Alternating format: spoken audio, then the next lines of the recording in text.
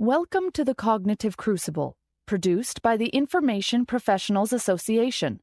Our website is information-professionals.org, where you can find links and information about today's conversation and get access to members-only content. Join John Bicknell and explore all aspects of our generational challenge, cognitive security. My guest today on the Cognitive Crucible is Brian David Johnson, who is a professor of practice and director of the Threatcasting Lab at Arizona State University's School for the Future of Innovation in Society, and a Futurist and Fellow at Frost Sullivan, an innovation company that's focused on growth. Brian David Johnson, or BDJ as he likes to be called, works with governments, militaries, trade organizations, and startups to help them envision their future. He has over 40 patents and is the author of a number of books of fiction and nonfiction. He's also directed 2 feature films and is an illustrator and commission painter. BDJ, welcome to the Cognitive Crucible. John, it's a pleasure to be here. All right. Well, I'm sure that this is question number 1 for most people who get to talk to you.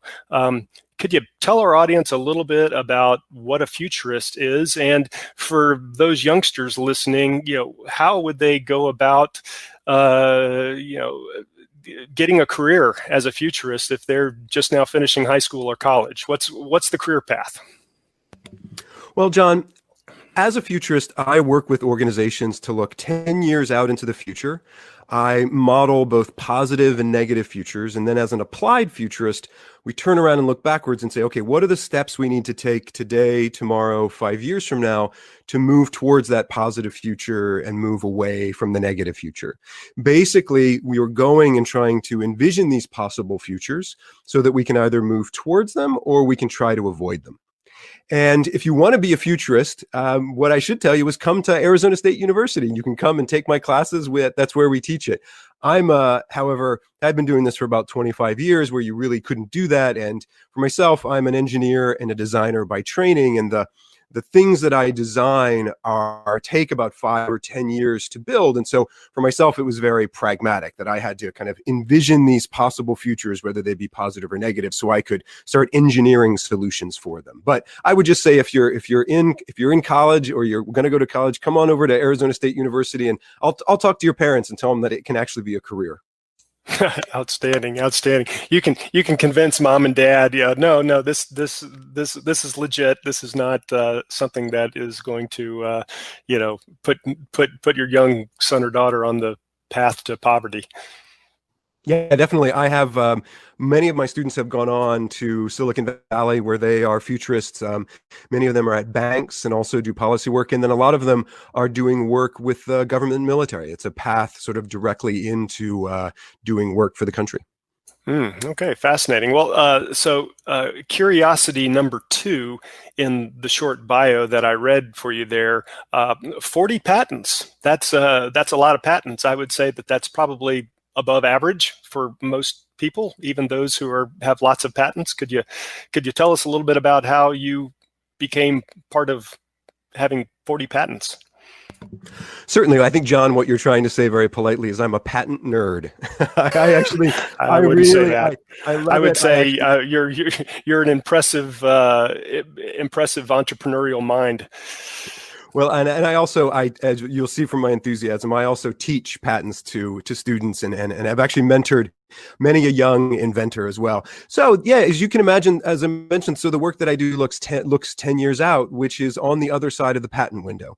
All right, it usually takes about, depending upon the patent itself, sometimes between 5 to 7 years to move through the process of doing a patent. And what you're trying to do is identify kind of new and novel inventions or processes or technologies. And that's really was my job. For over a decade, I was the chief futurist at the Intel Corporation, the company that makes the chips that goes into all the computers. And it took them 10 years to design, develop, and deploy a chip. So it was of vital business importance for them to know what did people want to do with computers 10 years in the future. And that was my job. So I as a principal engineer and their futurist would kind of say, okay, here's how people would want to act and interact with this technology. And then we would write a requirements document and go about the building of it. Well, we learned if you could do that, well, now you're starting to identify all these new technologies around these computers and new technologies in medicine and new technologies in banking. And so that's what allowed myself and many of my colleagues to be able to start generating a lot of these patents. And then also, I'm a roboticist as well. I make little social robots that actually I build with kids. And through there, that was outside of Intel, was kind of a new and novel area of creating a new way of thinking of and building robots. Very cool. Very cool. Good for you.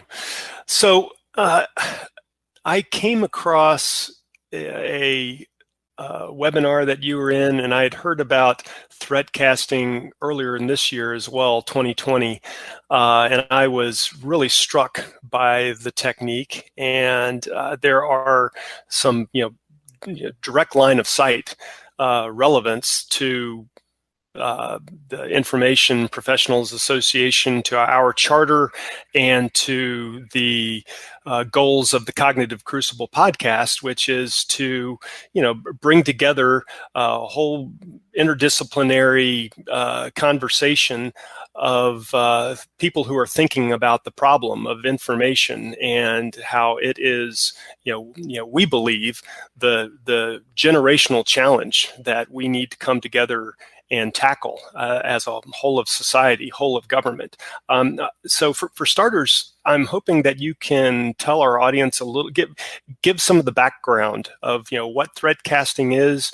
If you could perhaps even start with some of the foundational principles, or the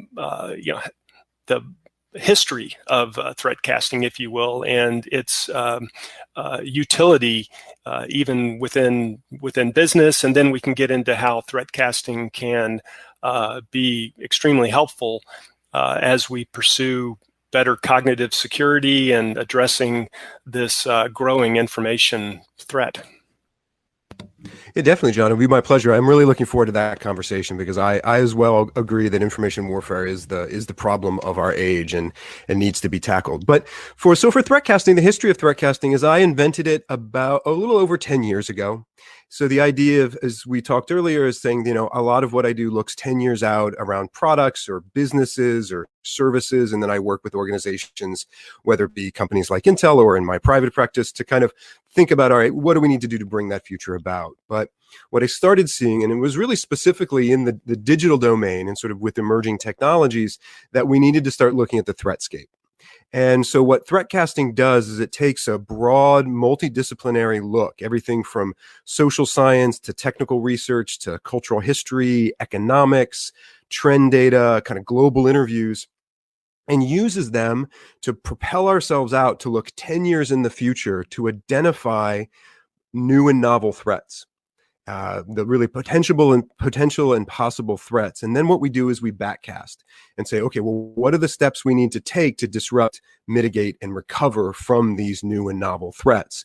And then we also identify the indicators. We call them flags. What are the red flags that are going to come up that are going to show early on that this threat is beginning to manifest itself? And we don't just do one indicator or flag. We come up with between 5 and 10 because you don't want to respond too early to a threat or too late. And so it really is this way that we inform decision makers, whether they be in private industry or whether they're in government and military, as a way to, number one, get line of sight on threats that maybe in a traditional way, because we are going 10 years out, it allows us a broader range of possible and potential threats to identify some of those maybe threats on the edge, and then get very, very pragmatic, very applied to say, okay, what do we need to do about it? And also who needs to do it? And it really speaks, John, to what you were saying around it brings us together with many different people, not only in the work that we do with subject matter experts and my research, where I'm going to all these multidisciplinary places, which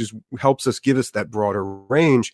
But oftentimes when we do this, whether it be with private industry and groups or with government and military, we actually do this with practitioners. We bring people together to actually do this modeling. It's a participatory design process where we give them some research and get them thinking about a threat landscape.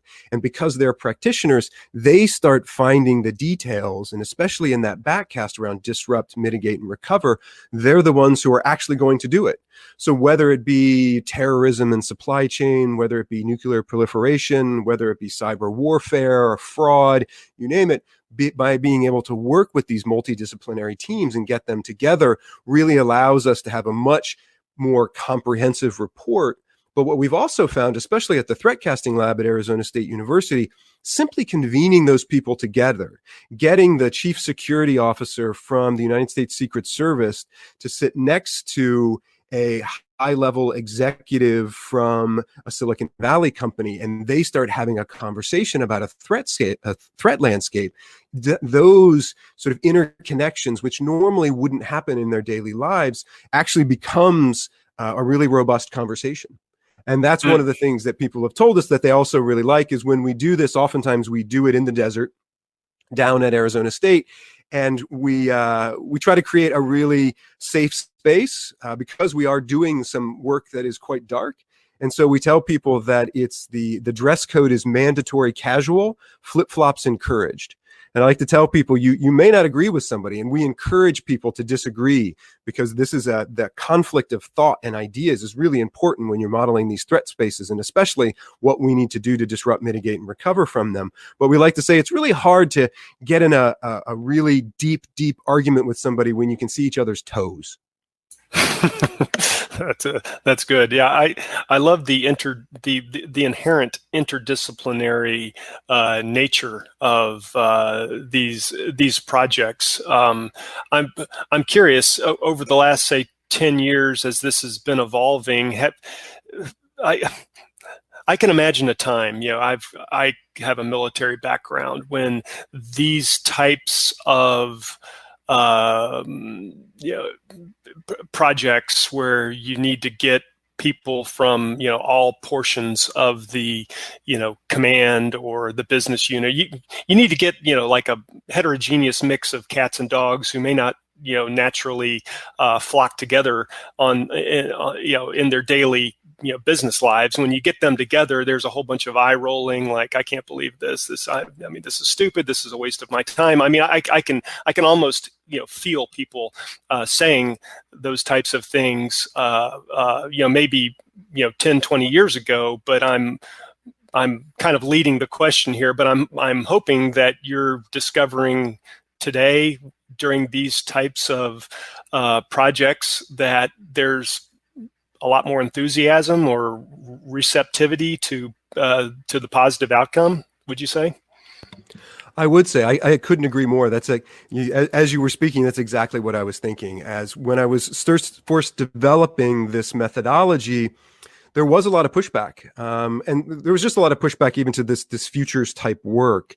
But trying to get those folks in the room was a little bit tough. And I was very fortunate early on. Certainly, coming out of industry and coming out of Silicon Valley, which was a little more receptive to this because it was a business. It was a business necessity, really. This wasn't a hey, wouldn't this be cool? No, this was the bottom line. So it was a business necessity. But then, oftentimes, my on-ramp into sort of government and military would have been through some of the organizations that maybe were at the leading edge of this. So, my original place where I was prototyping this was at the United States Air Force Academy.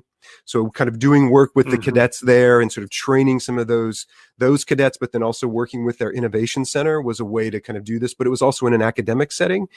And then also working with places like the Government Accountability Office. So the GAO has a mandate from Congress to do foresight. Not only their other watchdog, but they also, so it's kind of their job to do this as well. And so early on, I had some places that were very receptive and met some very, very passionate people who sort of supported this. But you couldn't be more correct, John. I'm floored, especially over the last, I would say, 3 to 4 years, really seeing at all levels. I'm surprised when I walk in the room to brief out a general, whether it be any of the branches or going to the NSA or going in any of these places and starting to talk about this and still kind of carrying a little bit of the baggage of trying to, having those arguments many years ago, and they're all in. And to the point where we have, in those flip-flops and a lot of this, we have generals, right? We have folks who are doing work, and we've got some great supporters. But I'll tell you, one of the things that really flips them in the best way is when they are a part of this and they're slightly open-minded and they're there, but they still might be a little bit skeptical, which we like skeptics. We're big fans of that. As I said, I'm an engineer. I like disagreeing with people. That's important. But we'll do the modeling and we'll find these threat sets and we'll find those those indicators I told you about. And I've seen it happen time and time again, whether it be in private industry and business or with the folks that I do work in government with, is when one of those early indicators happens and you see it on their faces. There's a general in the Army, and I have a clear moment. I was up at West Point and he pulled me aside. He was a big fella. He's retired now. And he was like, BDJ, we had done this. We were looking at this intersection between cyber warfare, terrorism, and supply chain.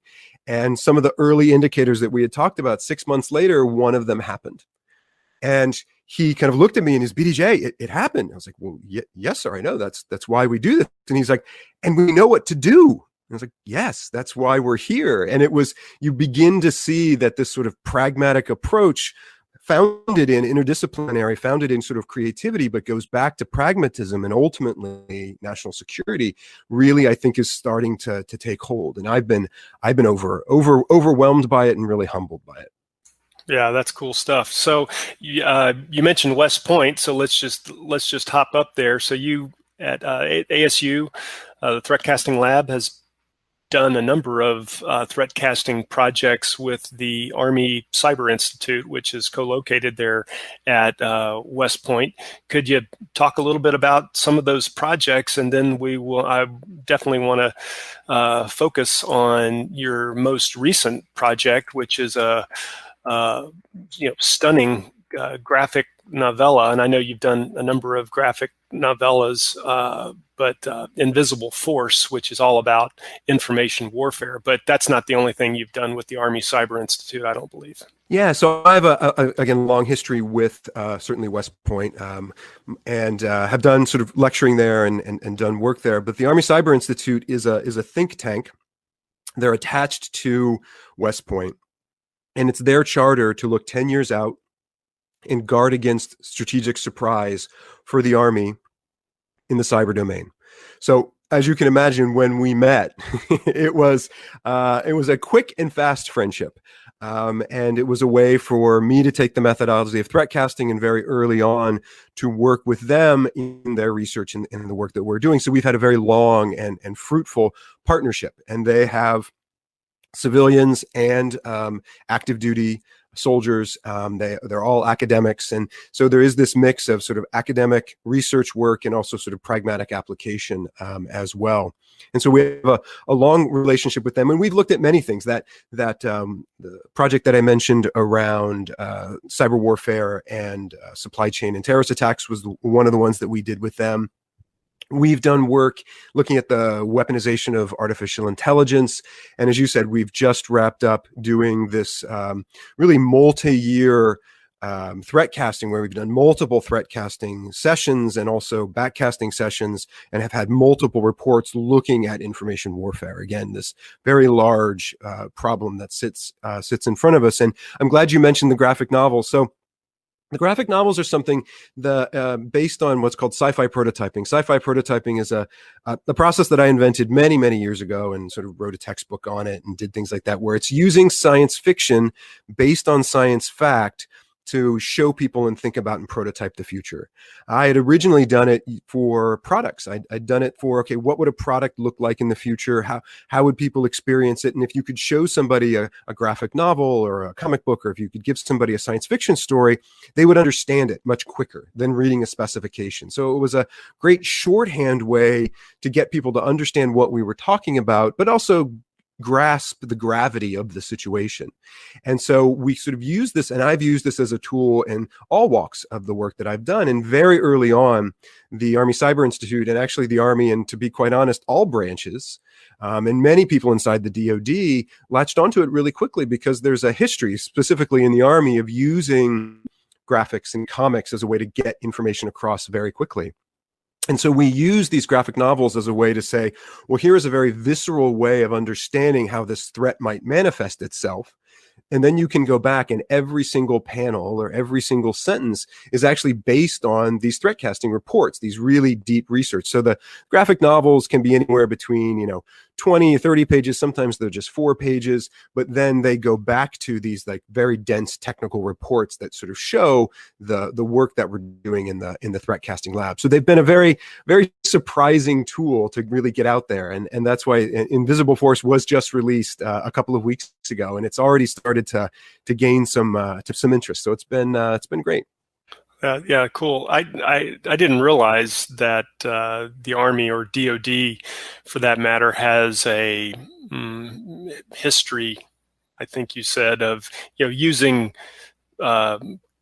This is my word, not your word. I don't think cartoons, or to communicate points that are of interest, teaching points. I was thinking that these graphic novellas are, in addition to everything you said, it's a way of connecting these kinds of educational points with a younger generation of service members who tend to appreciate that communication vehicle more so than reading a PowerPoint slides which try to communicate the same thing. Yeah, and both those are true. That it's used up at West Point. It's actually used at all the academies now. Use it as a way to queue up ideas to the student body, to really get them, again, to thinking very viscerally. We did one that's taught down at the Naval Academy. It's called Hero. And again, it's all on our website, the lab's website. None of this is classified or confidential. And the work that we've done, this hero work, was looking at the miniaturization of artificial intelligence and robotics and what it might mean for surveillance and security. And they use it to kick off a class. And so that they show the graphic novel, and they use that, and then they kind of dive into the perils and dive into the promise of what might happen. And then at the end, they use it to kind of assess what they've learned. So you're right. It's this really interesting on-ramp to get folks in. But yeah, the tradition goes back really. And if you look at, there's one of the graphic novels that we did is called Dark Hammer, which was a previous one that we did. And in the introduction, there's a great introduction written by a different futurist by the name of Greg Lindsay. And Greg actually talks a little bit about that history. It actually goes back to World War II, where you had a lot of people who maybe didn't have a full, certainly not college education or high school education, coming into the ranks, and you have to teach them how to fix your Jeep or how to clean your gun. So they would actually use cartoons or use illustrations as a way of doing that. So the Army became really comfortable kind of using that, and it goes to this sort of deep tradition. And so most of those folks will kind of come very quickly go, oh yeah, it's just like this. And so they'll kind of talk about it. And if people are interested in it, there's a really great profile that Greg Lindsay does in the introduction to Dark Hammer. Oh, okay. Very good. And yes, of course, we will put links up to all of these resources in the show notes. So I'm hoping that you could maybe sketch out a couple of the main points that are unfold in the Invisible Force graphic novella. It seems like we're talking about a dystopian future 10 years from now, very plausible, with a very, very visceral military focus to it. But could you kind of sketch out the story a little bit? Certainly, yeah. And so the whole idea behind it, as I mentioned, is based on this threatcasting report. And the threatcasting report is called Information Warfare and the Future of Conflict. And what we're looking at is, the really central push of the threat casting work that we did around this was that the very nature of conflict is changing. That it's how the character of conflict is changing. And so what we're saying is that you'll have the cognitive domain, you'll have the digital domain, and you'll have the physical domain. And conflict will slip between all of those domains, and it will move very quickly, so that when you are in conflict, you will be attacked by adversaries in all of these domains almost simultaneously. And so the goal of Invisible Force was to show what that would look like. And so what we do is we sort of show how information warfare would play out on a global stage. Now, certainly it's fictional. And so it takes place in some fictional areas that anybody with a sort of military background will recognize as kind of very specific areas with the Atropians and the Denovians. And so the idea is that it is a fiction. And so it looks out and says, okay, if we're going and saying, what would that look like? It's looking at a set of deployed soldiers in a conflict zone, and watching how the adversary uses information warfare, uses the cognitive space, uses the digital space to affect civilians, to affect and maybe attack family members of deployed soldiers, to affect local relations, but then also to affect the homeland, to affect support there, and to be able to, both with the public and with policymakers, and then also with our allies, to use the different aspects of information warfare as a way to erode support. And so it really plays out over a rather short period of time to show how an adversary could use this threat space in multiple ways to really begin to erode the support, both in the homeland, at home, as well as with our adversaries, and also even locally on the ground with a deployed force, what that could do. And ultimately, what we're queuing up is there's not a lot of answers in this. I would like to tell your audience there's not a lot of answers, John. What we're trying to do, though, is distill the problem, to say, okay, what are the specific problems that we need to start thinking about, to start doing more research on, to start talking to people about. And that was our goal, was to really queue those up at the end of it. And then as your listeners will see, throughout the graphic novel, there's nonfiction pieces. So we take a pause and we bring in experts who are doing work in specific areas, maybe around reflexive control, or work around sort of understanding sort of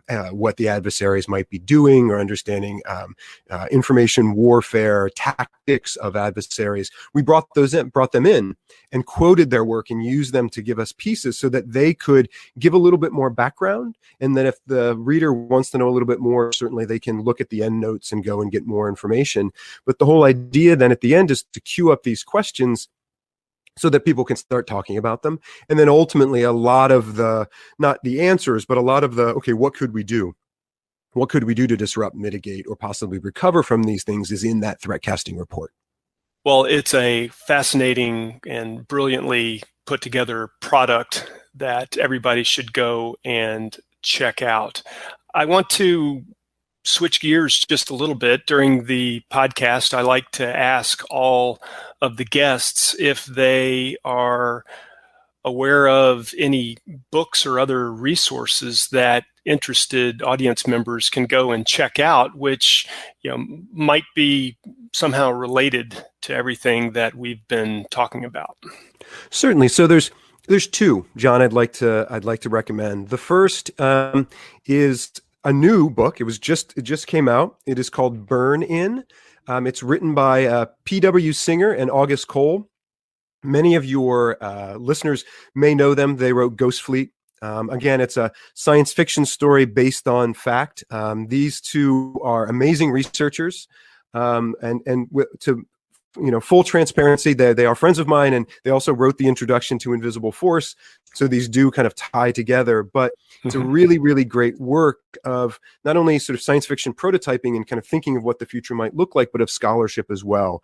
These two authors are notorious for having endnotes that are almost as long as the novel itself. So it's a really great resource in understanding what the future of conflict might look like. So again, that's called Burn In by P.W. Singer and August Cole, and it was just out. So a great work. But then another one that your listeners may not have heard of, and it's one that I use in all of my classes. It's the first book that all of my students have to read.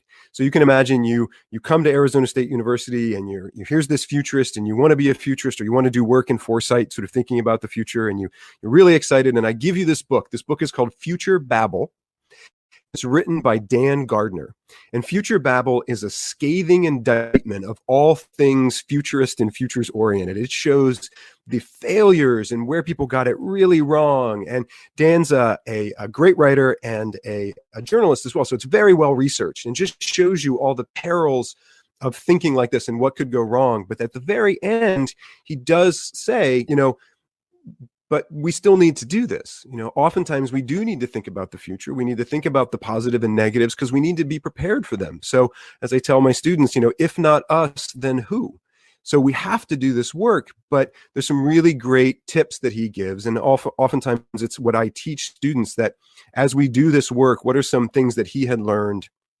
How do we approach this type of work, this type of thinking? And the biggest one that I teach my students is humility. That when you do this type of work and you think about this, to be humble, that it's not your job to make predictions. It's not your job to be the smartest person in the room or to be right, that it's our job to get it right. And especially if we're doing work around information warfare and security, it's our work so that we're helping organizations to be prepared for these futures. And that's really what we should do. And we need to approach it with all that humility and this idea that we can't do it alone. Well, it sounds like the Future Babble book is not only required reading for your students, but back to the beginning of the discussion, anybody who's thinking of a career in as a futurist, that's required reading for them and for their parents, probably, to understand what they may be getting into and how to do it right and to avoid some of the pitfalls from those who have gone before in the futurist job world. Yeah, definitely. What a lot of people don't realize, they think that futurists and historians are like cats and dogs, that we don't really get along, but actually the history is incredibly important. History is the on-ramp to the future and sort of understanding that and sort of that language. And so, yeah, I think understanding history is always very important when you're working for the future.